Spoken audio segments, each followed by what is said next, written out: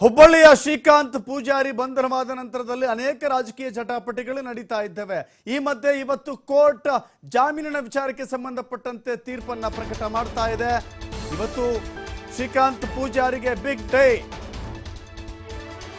31 ವರ್ಷಗಳ ಹಿಂದಿನ ಕೇಸ್ನಲ್ಲಿ ಜಾಮೀನು ಸಿಗುತ್ತಾ ಶ್ರೀಕಾಂತ್ ಪೂಜಾರಿಗೆ? ಕೆಲವೇ ಕ್ಷಣಗಳಲ್ಲಿ ಕೋರ್ಟ್ನಿಂದ ಜಾಮೀನಿನ ವಿಚಾರವಾಗಿ ತೀರ್ಪು ಪ್ರಕಟವಾಗುತ್ತೆ. ನಿನ್ನೆ ವಿಚಾರಣೆ ನಡೆಸಿದ್ದಂಥ ಹುಬ್ಬಳ್ಳಿಯ 5ನೇ JMFC ಕೋರ್ಟ್ ಇವತ್ತು ತೀರ್ಪನ್ನು ಕಾಯ್ದಿರಿಸಿತ್ತು. ಇವತ್ತಿಗೆ ಆಕ್ಷೇಪಣೆ ಸಲ್ಲಿಸಲು ಇವತ್ತಿನವರೆಗೂ ಕೂಡ ಕಾಲಾವಕಾಶವನ್ನು ನೀಡಿತ್ತು ಕೋರ್ಟ್. ಇಷ್ಟು ದಿನ ತಲೆಮರೆಸಿಕೊಂಡಿದ್ದು ಜಾಮೀನನ್ನು ನೀಡಬಾರದು ಅಂತ ಹೇಳಿ ಸರ್ಕಾರಿ ವಕೀಲರ ವಾದ ಆಗಿದೆ. ಆದರೆ ಶ್ರೀಕಾಂತ್ ಎಲ್ಲೂ ಹೋಗಿಲ್ಲ. 40 ವರ್ಷದಿಂದ ಒಂದೇ ವಿಳಾಸದಲ್ಲಿದ್ದಾರೆ. ವಿಚಾರಣೆಗೆ ಹಾಜರಾಗ್ತಾ ಇದ್ದಾರೆ, ಪೊಲೀಸರ ಮುಂದೆ ಹೋಗ್ತಾ ಇದ್ದಾರೆ ಅಂತ ಹೇಳಿ ಶ್ರೀಕಾಂತ್ ಪೂಜಾರಿಯ ಪರವಾಗಿ ವಾದವನ್ನು ಮಂಡಿಸ್ತಾ ಇದ್ದಾರೆ. ನಿನ್ನೆ ವಾದಗಳನ್ನು ಆಲಿಸಿ ಇವತ್ತಿಗೆ ತೀರ್ಪು ಕಾಯ್ದಿರಿಸಿತ್ತು ನ್ಯಾಯಾಲಯ. ಮತ್ತೊಂದು ಕಡೆ ಜಾಮೀನು ನೀಡದಂತೆ ಶಹರ ಠಾಣೆಯ ಪೊಲೀಸರಿಂದ ತಕರಾರು ಅರ್ಜಿ ಕೂಡ ಸಲ್ಲಿಕೆಯಾಗಿದೆ. ಇಡೀ ರಾಜ್ಯದ ಚಿತ್ತ ಹುಬ್ಬಳ್ಳಿಯ JMFC ಕೋರ್ಟ್ನಂತ ಇದೆ. ಶ್ರೀಕಾಂತ್ ಪೂಜಾರಿಗೆ 31 ವರ್ಷಗಳ ಹಿಂದಿನ ಹಳೆ ಪ್ರಕರಣದಲ್ಲಿ ಜಾಮೀನು ಸಿಗುತ್ತಾ? ಯಾರಿಗೆ ಜಯವಾಗುತ್ತೆ?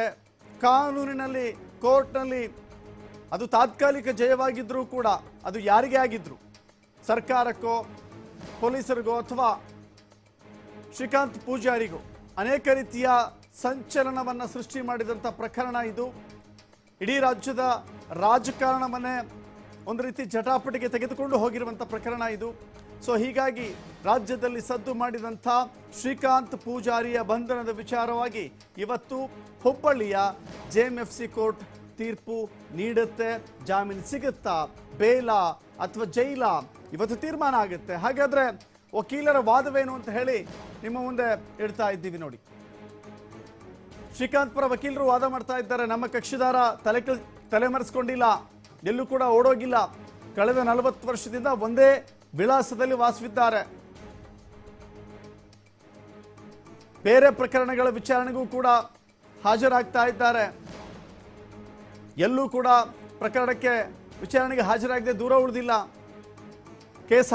ಯಾವುದೇ ಕೇಸಿಗೆ ಸಂಬಂಧಪಟ್ಟಂತೆ ಆದರೂ ಕೂಡ ಇನ್ನು ಮುಂದೆಯೂ ವಿಚಾರಣೆಗೆ ಹಾಜರಾಗ್ತಾರೆ.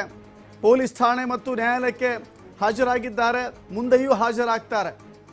ಜಾಮೀನು ಕೊಡಿ ಅಂತ ಹೇಳಿ ಪೊಲೀಸ್ ಹಾಗೂ ಕೋರ್ಟ್ ಮೇಲೆ ಕೂಡ ಗೌರವ ಇದೆ ನಮ್ಮ ಕಕ್ಷಿದಾರರಿಗೆ.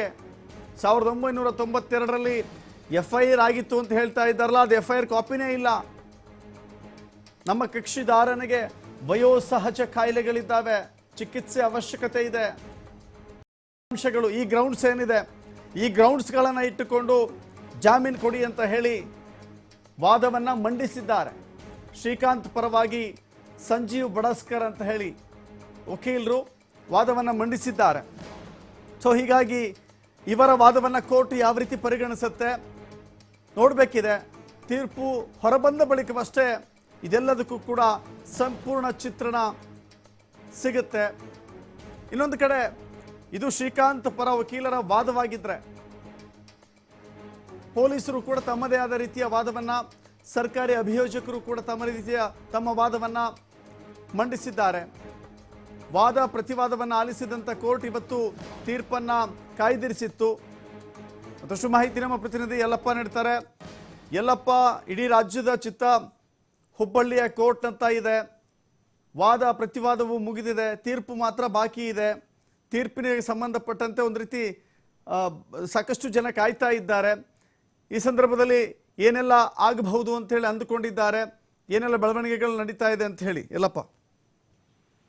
ದಶರಥ್, ಶ್ರೀಕಾಂತ್ ಪೂಜಾರಿ ಕರಸೇವಕರನ್ನ ಕರಸೇವಕರನ್ನ ಬಂಧನ ಮಾಡಿ ಇವತ್ತು 8 ದಿನ ಗತಿಸಿತ್ತು. 8 ದಿನಗಳ ಬಳಿಕ ಇವತ್ತು ಅಂದ್ರೆ ಇಲ್ಲಿ ಶ್ರೀಕಾಂತ್ ಪೂಜಾರಿಗೆ ಜೈಲ ಬೈಲ ಅನ್ನೋದು ಇವತ್ತು ರಾಜ್ಯದ ಜನ ಒಂದು ಇವತ್ತು ಚಿತ್ತ ಇವತ್ತು ಹುಬ್ಬಳ್ಳಿಯ ಕೋರ್ಟ್ ನಡ್ತಾ ಇದೆ. ಇನ್ನೂ ಕೆಲವೇ ಕ್ಷಣಗಳು ಅಂದ್ರೆ ಇಷ್ಟೊತ್ತಾಗಲೇ ಅಂತ ಹೊರಬಿಡಬೇಕಾಗಿತ್ತು ಆತನ ತೀರ್ಪು. ಆದ್ರೆ ಮಧ್ಯಾಹ್ನ 3 ಗಂಟೆಯ ಬಳಿಕ ಇಲ್ಲಿ ಅಂತಾರೆ ಶ್ರೀಕಾಂತರ ಒಂದು ಜಾಮೀನು ಇಲ್ಲಿ ಅಂತಾರೆ ಜಾಮೀನು ಸಂಬಂಧಪಟ್ಟಂಗೆ ತೀರ್ಪು ಇಲ್ಲಿ ಅಂತಾರೆ ಹೊರಬರಲಿದೆ. ಅದು ಇನ್ನು ಕೆಲವೇ ಕ್ಷಣಗಳಲ್ಲಿ ಹೊರಬರಲಿದೆ. ಪ್ರಮುಖವಾಗಿ ಇವತ್ತು ನೋಡಿದಾಗ ಇಲ್ಲಿ ಅಂತಂದ್ರೆ ನಿನ್ನೆ ತಾಣ ಇಲ್ಲಿ ವಾದ ಪ್ರತಿವಾದ ನೋಡಿದ್ರು ಅಂದ್ರೆ ಇಲ್ಲಿ ಅಂತಂದ್ರೆ ಏನು ಈ ಶ್ರೀಕಾಂತ್ ಪೂಜಾರಿಯ ಪರ ವಕೀಲ ಏನಿದ್ದಾರೆ ಸಂಜು ಬಡಸ್ಕರ್ ಅವರು ಈತನಿಗೆ ಅನಾರೋಗ್ಯ ಇದೆ, ಇನ್ನೊಂದು ಕಡೆ ಅಂದ್ರೆ ಯಾವ ಇಲ್ಲಿ ಅಂತಾರೆ ಕೇಸ್ ಇದೆ, ಯಾವ ಈ ಸಂಬಂಧಪಟ್ಟ 19 ಒಂದು ಘಟನೆಗೆ ಪ್ರಮುಖವಾಗಿ ಇಲ್ಲಿ FIR ಕಾಪಿನೇ ಇಲ್ಲ, ಇನ್ನೊಂದು ಕಡೆ ಅಂದ್ರೆ ದೂರು ಇಲ್ಲ, ದೂರು ಕಾಪಿ ಇಲ್ಲ. ಈ ಸಂಬಂಧಪಟ್ಟಂಗೆ ಈ ಕೇಸಿನಲ್ಲಿ ಯಾವುದೇ ಊರುಗಳಿಲ್ಲ. ಒಂದು ಘಟನೆ ನಡೀತು. ಘಟನೆ ನಡೆದ ನಂತರ ಇಲ್ಲಿ ಅಂದ್ರೆ 1993 ಚಾರ್ಜ್ ಸಲ್ಲಿಕೆ ಆಗುತ್ತೆ. ಅದೇ ವರ್ಷ ಅಂದ್ರೆ 1990ರಲ್ಲಿ ಇದರಲ್ಲಿ 2 ಚಾರ್ಜ್ ಮಾಡಲಾಗುತ್ತೆ. ಅಂದ್ರೆ ಇದರಲ್ಲಿ 13 ಜನ ಏನಿದ್ರೆ ಆ 13 ಜನರಲ್ಲಿ ಪ್ರತ್ಯೇಕವಾಗಿ 5 ಜನರನ್ನ ಬೇರೆ ಚಾರ್ಜ್ ಹಾಕಲಾಗುತ್ತೆ. ಮತ್ತೆ 8 ಜನ ಪ್ರತ್ಯೇಕವಾಗಿರುತ್ತೆ. 8 ಜನರಲ್ಲಿ ಈಗಾಗಲೇ ಅನೇಕ ಜನ ಸಾವನ್ನಪ್ಪಿದ್ರೆ ಇದರಲ್ಲಿ ಈ ಶ್ರೀಕಾಂತ್ ಪೂಜಾರಿ ಪ್ರಮುಖವಾಗಿ ನೋಡಿದಾಗ ಇಲ್ಲಿ ಬೇರೆ ಪ್ರಕರಣ ಒಟ್ಟು 16 ಪ್ರಕರಣಗಳಿವೆ. 16 ಪ್ರಕರಣಗಳಲ್ಲಿ ಈತ ಪೊಲೀಸ್ ಠಾಣೆಗೆ ಹಲವು ಬಾರಿ ಹೋಗಿ ಬಂದ್ರೆ ಒಂದ್ ಕಡೆ ಅಂದ್ರೆ ಲಾಂಗ್ ಪೆಂಡಿಂಗ್ ಕೇಸ್ ಅಂತಾರೆ, ಅಂದ್ರೆ LPC ಅಂತಿದ್ರೆ ಯಾಕೆ ಇಷ್ಟು ದಿನ ಅದನ್ನ ಬಂಧನೆ ಮಾಡಿಲ್ಲ ಅಂದ್ರೆ ವಿವಿಧ ಪೊಲೀಸ್ ಠಾಣೆಗೆ ಒಂದೇ ಹುಬ್ಬಳ್ಳಿಯ ಕಸ್ಬಾಪೇಟೆ ಪೊಲೀಸ್ ಠಾಣೆಗೆ ಆತ ಅಂದ್ರೆ ಹೋಗಿ 3 ಬಾರಿ ಭೇಟಿ ಆಗ್ತಾನೆ. 2004, 2009, 2018ರಲ್ಲಿ 3 ಬಾರಿ ಹೋಗಿ ಅಲ್ಲಿ ಅಂದ್ರೆ ಆತ ಮುಚ್ಚಳಿಕೆಯ ಪತ್ರ ಬರೆದು ಕೊಡ್ತಾನೆ. ಆ ಪತ್ರ ಬರೆದ ನಂತರ ಯಾಕೆ ಕಸ್ಬಾಪೇಟೆ ಪೊಲೀಸರು ಹುಬ್ಬಳ್ಳಿಯ ಸೇರ ಠಾಣೆ ಪೊಲೀಸರಿಗೆ ಇಲ್ಲಿ ಮಾಹಿತಿ ಇಲ್ಲ. ಇದೆಲ್ಲವುಗಳನ್ನ ಪ್ರಶ್ನಿಸಿ ಇವತ್ತು ಏನು ಇಲ್ಲಿ ಸಂಜೀವ್ ಬಡಸ್ಕರ್ ಈ ಶ್ರೀಕಾಂತ್ ಪರ ವಕೀಲ ಅಂದ್ರೆ ಅವರು ವಾದವನ್ನ ಮಂಡಿಸಿದ್ರೆ, ಸರ್ಕಾರಿ ವಕೀಲರು ಈ ಹಿಂದೆ ಸರ್ಕಾರಿ ವಕೀಲರು ಸಹಿತ ಇಲ್ಲಿದ್ರೆ ಪ್ರತಿವಾದವನ್ನ ಮಂಡಿಸಿದ್ದಾರೆ. ಈತ ಹಲವು ವರ್ಷಗಳ 31 ವರ್ಷಗಳ ಕಾಲ ಇಲ್ಲಿ ಅಂದ್ರೆ ಪೊಲೀಸರಿಗೂ ಸಿಕ್ಕಿಲ್ಲ.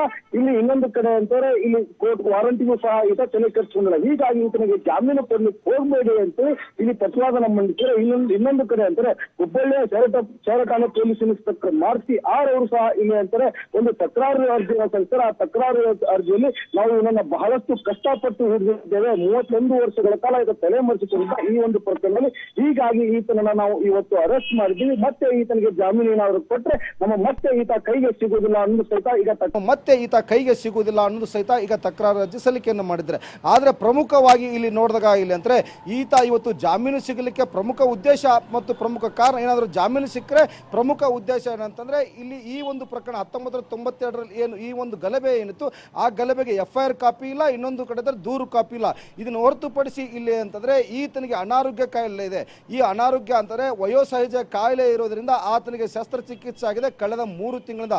ಅದಕ್ಕೆಲ್ಲ ದಾಖಲೆಗಳಿದಾವೆ. ಆ ಎಲ್ಲಾ ದಾಖಲೆಗಳನ್ನ ಆಸ್ಪತ್ರೆ ದಾಖಲೆಗಳನ್ನ ಇಲ್ಲಿ ಶ್ರೀಕಾಂತ್ ಪರ ವಕೀಲರು ಕೋರ್ಟ್ಗೆ ಹಾಜರುಪಡಿಸಿದ್ದಾರೆ. ಹೀಗಾಗಿ ಎಲ್ಲಾ ದಾಖಲೆಗಳನ್ನ ಈಗ ತೀರ್ಪು ಒಂದೇ ಅಂತಿಮ ಬಾಕಿ ಇದೆ. ಇಷ್ಟೊತ್ತಿಗಾಗಲೇ ತೀರ್ಪು ಇಲ್ಲಿ ಅಂದ್ರೆ ಹೊರಗಡೆ ಬರಬೇಕಾಗಿತ್ತು. ಮಧ್ಯಾಹ್ನ 3 ಗಂಟೆ ಬಳಿಕ ಇಲ್ಲಂದ್ರೆ ಶ್ರೀಕಾಂತ್ ಪೂಜಾರಿಗೆ ಬೈಲಾ ಅಥವಾ ಜೈಲಾ ಅನ್ನೋದು ಗೊತ್ತಾಗಲಿದೆ. ದಶರಥ್.